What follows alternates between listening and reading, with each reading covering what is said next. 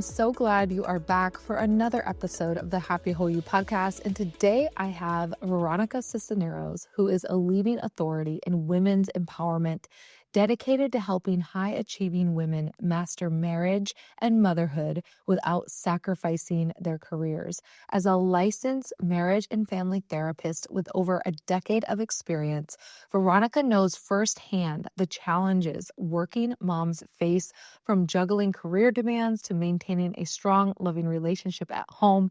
And her approach is practical and personal, offering tools and strategies beyond quick fixes. With 24 years of marriage and 3 daughters and a thriving career, Veronica understands the resilience needed to balance it all. She provides unwavering support to help women overcome obstacles and thrive in every aspect of their lives.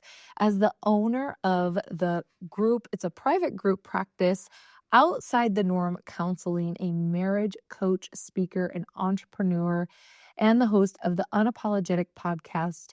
Veronica is passionate about guiding women to step out of their comfort zones and prioritize their goals. She is committed to helping working moms build the lasting legacy they deserve. You guys, she's a good one. Here we go. All right, you guys, welcome back to the Happy Whole You podcast. And today I have a special guest, Miss Veronica. Thank you for joining me today. Absolutely. Thank you so much for having me. So we were talking about what is it that we could talk about today? You have so many wonderful things, but the one thing that we were going to dive into is how, one, we can start compromising ourselves. We feel like we're running out of time. Where do we even start? And you really work with people and help them on their mindset and what's possible. But before we dive into all of those good nuggets that I know you're going to give us, can you share with everyone just a little bit about yourself and how did you get into the work that you do today? Absolutely. So growing up, my dad was a heroin addict, alcoholic, and next level gang member. And my mom, I watched her literally do everything she could to keep the family together. That was one of her main goals, is just keep the family together. She wanted to make sure that her kids had both mom and dad. And she would do whatever it took to go ahead and make that happen. And although it was with good intent, there were so many things that we had endured that maybe the average person um, shouldn't have. And so growing up, I was the oldest of us three. I had three other half brothers, but living in the home, mom and dad was the oldest. I was always trying to figure out the formula. Always trying to figure out the formula. Like, how can I help my mom? Right? Like, how can I make this happen? And then by me helping my mom, I'm also going to totally treat my dad's addiction like, duh, I could totally make this happen at 10, right? Like, of course I can. And so I remember hosting interventions for my dad. Like, all of us would circle. I didn't even know what it was, but Yeah. this was happening. So all of us would circle up and, we would express to my dad, what this was like, how it impacted us, and really offer some level of support, in helping him change, in helping him quit. And it was through those conversations that I was met with defeat over and over and over again. I get so excited because he's going to stop. He's totally going to stop. Like, today's going to be the day. Like, whatever I said, it's going to it's going to be so insightful, and it's going to be just so transformative. And a couple hours later or the next day, he would be high. I never knew my dad one day to be sober. Ever. Ever. I never knew my dad sober. And so for me, I knew I wanted to do something big, but I didn't know what that was. My parents didn't graduate from high school. Nobody really went to college. So I needed to do something. I was meant to do something big, not for myself, for others, to serve others. And I ended up going to school, learned so much in school and wanted to do more. And then from there, there were professors or my boss or whoever And I would view them as my angel, like they were somebody that I was going to learn from, that they were going to model something extraordinary for me. And they did. Learned so much and kept on. And I found myself in the beginning knowing that there was a path, but also knowing I was far from it, couldn't find it at all. And then all of a sudden with school, with some of my role models, I call them my angels, like literally helping me find that path. And went to grad school, graduated from grad school, and got this really amazing internship at a hospital, also at a private practice, and learned so much about myself, about all of my past trauma, all of the things, right? All of the things that had impacted me. I remember going to a therapy session because that was required for me to graduate. And I remember going to a therapy session and it ended up being like legit, like 2 to 4 hours. And I wish I was lying. And the entire time I'm supposed to be getting the therapy, but I found it so cool that this therapist needed my help. Oh my gosh. Totally needed my help. And here I am providing him with therapy. Still in school, didn't know what the hell I was doing, but I was just like, oh my gosh, I must know what I'm doing if all of a sudden the therapist is over here telling me all of their problems. Realizing very quickly why I was attracting those people and not setting boundaries. And so yeah, long story short, I learned so much from the hospital, opened up my practice, solo practice, and then the practice grew. And here I am today. I own a group private practice called Outside the Norm Counseling. I wanted to reach more people, started the podcast Empowered and Unapologetic, wanted to serve even more people, started to develop workshops, courses. Yeah, and here I am, 3 kids and been just celebrated 25 years of marriage, so yeah, a lot's happened since then, right? Since the beginning. Rocking it. Oh my god. So you literally, since you were 10 years old, you were a therapist and you were doing therapy and didn't even know it. Didn't even know it. And no So clue. you had this higher calling that you knew, and how you guys show up and help your clients is definitely um amazing, outside the norm, and I love that. So okay. So you have a lot of experience working with people, and I kind of want to dive into women and how we're holding ourselves back. Like you said, like with your mom, like she was, doing everything to hold the family together. And I think that sometimes we can get in these roles where we quit listening to what it is we need or what we want. And it's like it's always like we're sacrificing, we're sacrificing, we're sacrificing. How do you work with someone who is going through that? Like how to find that balance? Like how to find their voice? What does that look like? Well, it's recognizing that you're not happy.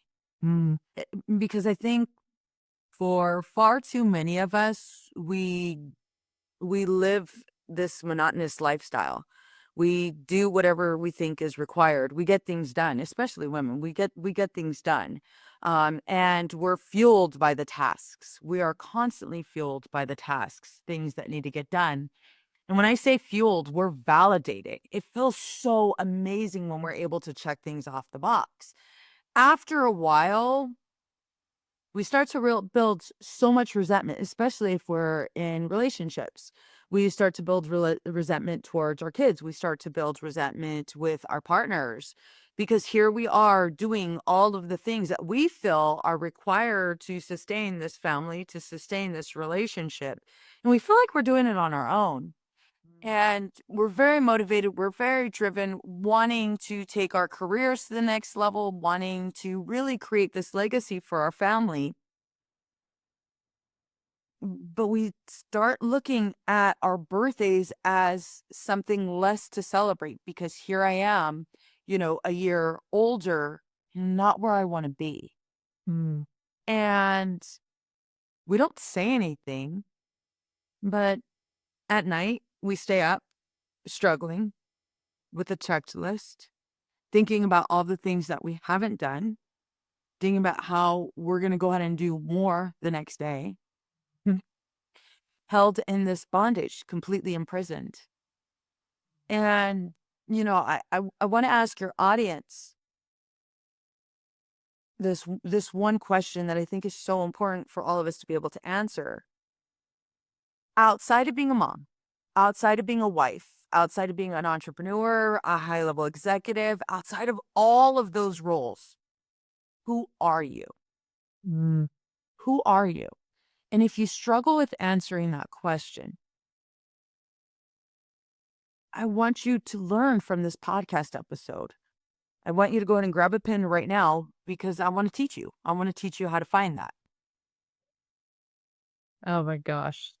That's so good. And I think that if I think when we don't know who we are, that's when that depression and unhappiness really shows up because it's Absolutely. there to tell us and teach us that you're not on the right path. So, what can someone start doing? So, first asking that question, who are you? And those of you listening, if you are actually writing this down, you may have a blank page. Yeah. Right? Which is not a bad thing, right? So say we all have a blank page, which we do every single day. Every moment we have a blank page in front of us and we could create whatever it is we desire. How do you go about working with someone to start creating the life and building the life that they desire? Well, start paying attention to all of the issues you're bringing in. Mm. And so we'll have a conversation about that. What are the issues you're bringing into the relationship? What are the issues you're bringing into motherhood? What are the issues you're bringing into your business? Really having them look at themselves. We're really, really quick to blame. We're so quick to blame, right? Because we're these badass women that are ready to take on the world, excited to take on the world. But because we're willing and ready to take on the world, those expectations we place on others are unrealistic because the expectations we place on ourselves are also unrealistic. Most of them are not even humanly possible. And I'm not saying that, you know, and by any means am I saying, you're not capable of accomplishing your goals. I'm not saying that.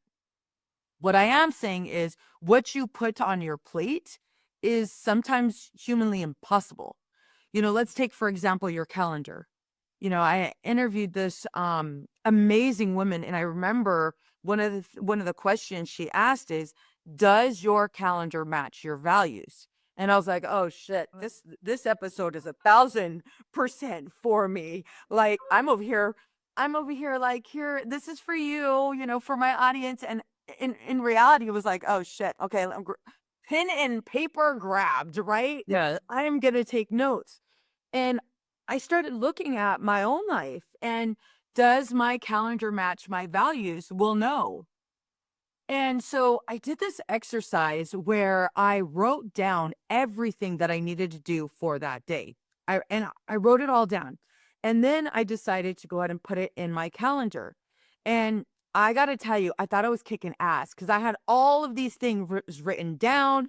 And then the next step after I wrote it all down and put it all on my calendar, I was going to like color coordinate it, like all of those Pinterest ladies who I totally idolize. And I wrote everything down. I was like, oh my gosh, I'm going to get this shit done today. So excited. So, so excited.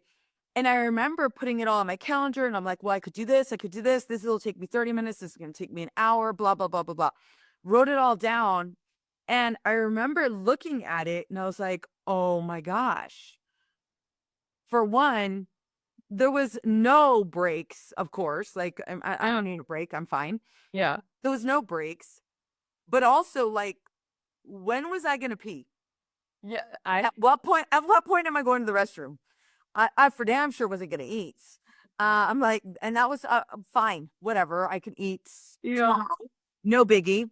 But I really looked at my calendar. I was like, holy moly, this is crazy. Don't get me wrong. I was excited because I was like, oh my gosh, if I could get this done in 24 hours, like how cool would that be? We could talk about anxiety and depression later. But like, Yeah. what would that be, right? not paying attention to the aftermath. Like it was just laser focused on getting these things done. And what I quickly realized was my worth was attached to the to-do list.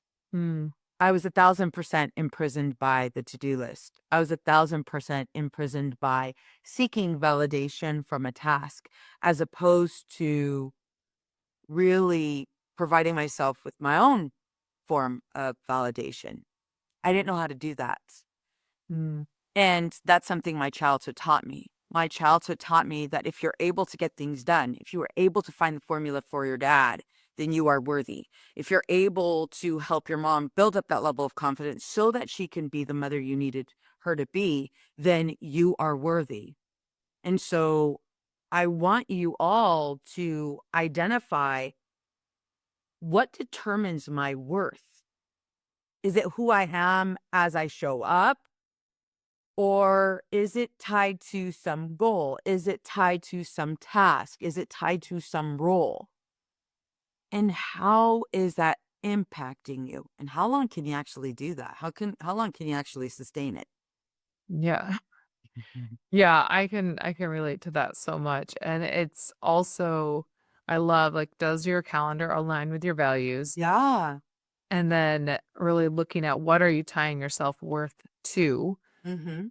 And, also, I struggle with this, and I am, like, actively working on this due to a call I had with someone else. This is what's so great about talking with somebody is I need to schedule in, like, 5 minutes of meditation every day. Like, I need to schedule in so it's like I have a good morning routine, and I come into work and I'm grounded. And it seems to be around 2 o'clock where I start to feel like ungrounded. I start to feel this internal kind of like, okay, I got to get all this done. I don't know if it's because I usually pick my kids up at 3:20 or what it is, but that now I realize is my signal that I need to sit down, close my eyes, and meditate for 5 minutes, not add more to do on top of that because I'm already feeling like, oh, a little overwhelmed. And so I think that, like, do you ever work with clients on finding like these triggers or these things that come up and replacing the behavior with something new? Because that's what I've been like working on. No, yeah, no, I love this question. Yes, I do. But before we can replace it with new behavior, we have to identify one, what it's costing us, and Mm, two, how is it benefiting us? We're doing this for a reason, yes. right? And oftentimes I met with Veronica, there there is no benefit. That's why I'm here. I've been therapy. You know, I've gotten to this point where I was rocking back and forth in a Target bathroom and my kids were staring at me, not knowing what to do because I was crying and full of anxiety. So this is not benefiting me, Veronica. Yes. To which I reply, yes, it is. Yes, it is. Like I mentioned earlier, for me, I needed to figure out the formula. I had to figure out the formula because if I figured out the formula, then I would be worthy. Then I would be enough. Then I could save my mom. I could save my dad, which meant that I can save other people. Mm, But there was this illusion of control. And so my worth was attached to what I can do for others and how I can change them. mm. Becoming a therapist, I quickly learned one, we do not give advice, and two, we do not have the power to change people. Power to challenge you outside of your comfort zone to help start the process of change. And I have really, really cool skills to do that. But at the end of the day, you have to be willing. You have to be willing. And so when I work with my clients, yeah, we're doing deep work, deep core work. What is it that is constantly motivating you to continue these habits? I work with a lot of high achieving women, a lot of high level executive women. And what they often tell me is, Veronica, I live this great life and I just need to get rid of the anxiety that I'm having. I didn't even know it was anxiety until I was in a meeting and I couldn't catch my breath. So help me take that away. And I'm like, "Oh, you're so cute. Sit your ass down. Let's get to work. We have work to do." And it's really focusing on what is this? So when you were young, why did you need to be that person? Why didn't you trust your parents? What were they doing? What were they doing? What was their behavior? What was really happening in that household?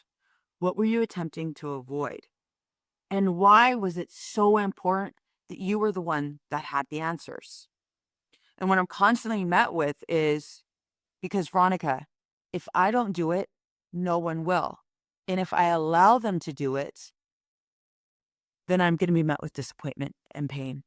Mm, And so to avoid all of that, I'll just take it on and I'll do it myself. Well, that served you as a kid. It's no longer serving you as an adult. Matter of fact, it's driving you from disconnecting with your kids. It's driving you from disconnection from your husband. And it's driving you from disconnection from yourself. mm, And so when we're looking at that pain, that past trauma, well, now we're getting a better understanding of why we needed to be that person, how we're no longer a kid anymore, and how, yes, people might disappoint us. People might fail, just like we will, right? yeah.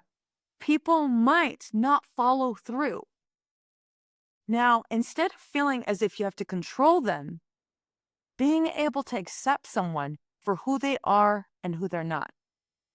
Recognizing that I can't change them, I can accept them. This doesn't mean I agree with them. This doesn't mean I forgive them. This means that I recognize that as you are, I can accept and I can love you unconditionally. And I don't have to always have my guard up trying to change you. If I'm able to do that, then other relationships in my life, work relationships, motherhood, and even our relationship with our partner and a relationship with ourselves, then I'm able to also look at myself and recognize that I do not need to push myself so far and be imprisoned by the to-do list. I can acknowledge that just like everybody else, I too am flawed. Just like everybody else, I too will probably disappoint, even though that's not what I want. Mhm. And that's okay. That is okay. I don't have to have the formula figured out for everybody else. And then it takes away from all of this responsibility, and I'm able to meet uncomfortable emotions the same way I'm able to meet easier ones, right? Yeah. It's a form of letting go. Absolutely. Absolutely. That is an art, the art Hmm. of letting go. Yep. So what about some women out there that, and maybe even men, but they feel like they're running out of time. Like so they are recognizing like I need to make a change. I need to do something different and stop compromising who I am. Hmm. But like I'm like 50. I'm Yeah, 60. Like what I I'm running out of time. Like how does one even begin? Where do I even begin? absolutely. So that time's going to go by no matter what. 5 years from now, 10 years from now, Love that. it's going to go by no matter what, right? And so, yeah, you can hold on to what you've been doing all of these 50, 55, 50, 60 years. You can continue doing what you're doing. That's your prerogative. How is that working for you? Mm, How's that working for you? And I'm gonna bet, I'm gonna wager on this that you have experienced shortness of breath, you have experienced racing thoughts, you're probably struggling with sleeping. Maybe when you're in meetings, or maybe when you're having a uncomfortable conversation, you probably struggle to breathe and self regulate. And Nine times out of 10, you are driven by emotions, which lead to you reacting based off of your urges and impulses. You're not showing up as who you truly are. You are constantly compromising yourself to meet other people's needs, to be whoever you think they need you to be. But nobody really knows you. Nobody really gets you. Why? Because of the mask, because of the wall, because you've been under the impression that you've had to keep this all in as a form of protection. And it is eating you alive. The time is now. The time's going to happen no matter what. 5, 10 years from now, it's going to happen no matter what. Ask yourself, am I willing to let go? Yes, it is scary, 1,000% scary. I'm going to tell you right now, there are times where I'm like, oh, hell no. Let me just revert back to the old ways because it happens. If I no longer want to live this way, and most of my life has already happened, I get to change this. I have the power to change this. And yes, it might take me maybe 6 months, maybe a year. However, moving forward the rest of my life, I get to live empowered and unapologetic. I love that. So maybe somebody doesn't have a therapist and Yeah. you're like, well, I don't know if therapy is really for me. Like, I mean, my life's kind of, it's fine. Maybe not great. Yeah. But one, at what point, I mean, I feel like if I asked at what point do we need a therapist, I think we all need a therapist because we all need someone to talk to. For real. Right? Like, I don't know. I don't care who you are. We all need that person that is an unbiased third party that we can have a conversation with. And I love how you said you don't tell people what to do because you just it's really creating space for them to discover what's already within them that they couldn't access before, which is super powerful. But what how do you find a good therapist? Like is it normal or okay? I don't like to use the word normal, but like I have clients that have like gone to multiple people to, Yeah. and they're trying to find the person that some of them have found us. I was like, I cannot find someone to connect with. Like, Yeah. how do you navigate the world of a lot of therapists out there, the good, the bad, and who's really going to help us? Absolutely. I actually have a podcast episode on this and I'll share it with you so you can put it in the show notes, but I'll also share. It's really important to be clear. What do you want? Like, do you want somebody that is going to really challenge you? Really, really challenge you outside of your comfort zone? What do you want to focus on? Like, what does your life look like right now? What are areas you want to change? Right?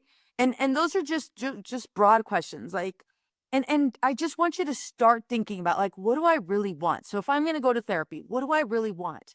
And yes, there's a huge stigma with therapy, right? Most of us, I'm gonna tell you right now, I didn't wanna go, especially after I had that 2 to 4 hour session with the one therapist. I was like, "Oh, shit. If therapy is gonna be where I'm providing the therapy, like, no, Yeah. I'm good.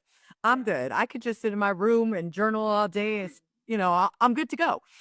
Um, but becoming a therapist and actually being in this field and providing my clients with the services that I provide, the advice that I would give is figure out what you want. What do you want? No BS. Figure out what you want. Write it down. Next question. With a therapist, it is going to be extremely important that when you meet with them, you interview them. I know that sounds so crazy. Me interview a therapist? Hell to the yeah. Yes, I want you to interview the therapist. Why? Because they're going to help you with your life. If you feel like if you're in it and you're asking them questions like, how long have you been a therapist? You know, um, what is your style? What do if I was to talk to someone that had worked with you, what would they say? What would they say about you? What would they say is the biggest lesson they've learned? Or how would they describe you? Ask them those questions. And if they're hesitant to answer, girl, bye. Let's look for somebody else. That personality, they probably don't know who the hell they are, and you probably just surprise the shit out of them. Like, oh my God, what? Um, mo most of the time, I run into a lot of therapists that, they know everything and they are like this version of God because they're supposed to have all the answers. I'm gonna tell you right now, we're all human beings. We're all flawed human beings. You want somebody that you feel understands your pain, what you're going through. You want to feel understood. You want to feel supported. And in addition to that, you want to know that they specialize in this area. They specialize. They actually have certifications. They actually have trainings. Because, yes, we've all gone to grad school. We've all done all of the things. But in order for us to, like, let's say for me, in order for me to work with couples, in order for me to work with women or children or whoever, I have to have outside certifications, outside training that has helped me develop the skills so that I can help you. So we want to also look at their training and then transparency. Is this therapist, don't get me wrong, you're not going to know everything about my life. However, I am going to bring some of my life in. I'm going to provide you with real life examples because if I give you an example like, okay, so let's imagine Bob and Sarah were together and they had a similar problem to you. You'd be like, dude, I don't know who the hell Bob and Sarah is. I could give two Yeah. shits. Yep. But if I was to say something like, it makes sense you're overwhelmed. It makes sense that you're constantly feeling as if you have to protect your husband's emotions by minimizing your success. I too have been there. Mm. I too have been there. And I have heard my husband tell me that he's tired of competing with my career. He has literally said that to me. And this is what I've done. These are the skills that I'm going to provide you. Right away, you're like, holy shit. Yeah, give me it all. Give me it all. It's real. That is the biggest thing you want from a therapist. Again, you want to feel understood. You want to know that when you're sitting with them, when you're in it, you're not talking to your girlfriend. You could do that for free, right? You're not just going in there talking about your life and not getting feedback, not getting resources or skills. You want your therapist to really challenge you outside of your comfort zone, to really reflect and look at your life and feel this level of hope or change. That's how you know you have a good therapist. Mm. I love that. I think, yeah, we need to interview our therapists. We need to interview our doctors. Yes. We need to Yeah. we put our minds and our bodies in the hands of other people. And it's like, who are these people? Yeah. But I think too, as women, we're not really taught and trained to like ask questions and to speak up for ourselves. It's kind of like this thing where like, okay, I'll just kind of go along. Mhm. Mhm. Okay, so you talked about the shortness of breath, the racing of the heart, the anxiousness. What are some tips? So say someone is seeing their therapist, but what are like they're out in the real world and they're having things come up. Do you have any like strategies or practices that you recommend people go into to help support them? Absolutely. Can you give me an example of what you mean? Like, or even a scenario? What are we looking for? So I'm going in the grocery store. I have my kids with me Yep. and I see a text come through and I'm starting to feel heart palpitations and get really anxious. And I feel like my peripheral vision is going dark because there's something that I don't need to deal with right then and there, but I'm feeling like I need to deal with it right then and there. And I just like feel out of control. Absolutely. All right. So let's say that's happening right now. You're in the grocery store, you have your kids, they're asking all kinds of questions, or they're talking about who knows what, or they're singing nonstop, right? And you get that text, all of a sudden, all of these feelings come over. You don't know what to do with them. Well, my friend, you might be experiencing an anxiety attack. You might have this increased heart rate. You might feel tight and tense, sweaty. You might struggle to breathe, catch your breath. Right now, what I want you to do, I want you to go to the bathroom. Like literally, take your kids to the bathroom. Give them your phone. Tell them they can go ahead and explore the YouTube, the whatever Nickelodeon or whatever kid channels, cartoon channels, like they got it. They got it. What I want you to do is I want you to submerge your hands in cold water. And I want you to take a look at yourself in that mirror. And I want you to take a deep breath, like literally a really big, deep breath. And then as you're breathing deeply, I want you to start utilizing your five senses. What do you see? What do you see? I see the mirror, and then start describing it. What does the mirror look like? Is it square? Is it a circle? Yeah, really. I'm really asking you to do this. Is it a square? Is it a circle? What does it look like? Is there metal around it? Is it silver? Is it gold? Are there sharp edges? I want you to describe it. I want you to count how many stalls are in that bathroom. I know this sounds absolutely ludicrous, but what we need to do in that moment is we need to bring you back to this mindful, intentional state. And if you're dysregulated, it is very important for us to help bring you back. And this is where you're going to be practicing emotion regulation. Describe everything in there. Describe 5 things. And then from there, close your eyes. What do you hear? I already hear you tell me, Veronica, I hear my kids screaming, yelling. All right, what else do you hear outside of that? What else do you hear? I want you to hear the fan, and I want you to describe what it sounds like. I want you to hear the flushing of the toilet. I know, disgusting. I know, I'm aware. We're going to do this anyway, right? But I want you to be able to like, with so much detail, I want you to be able to describe what's happening. Describe what's happening in that moment.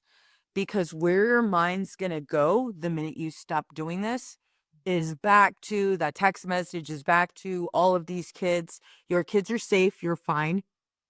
They're in the bathroom with you. They're in a closed off area.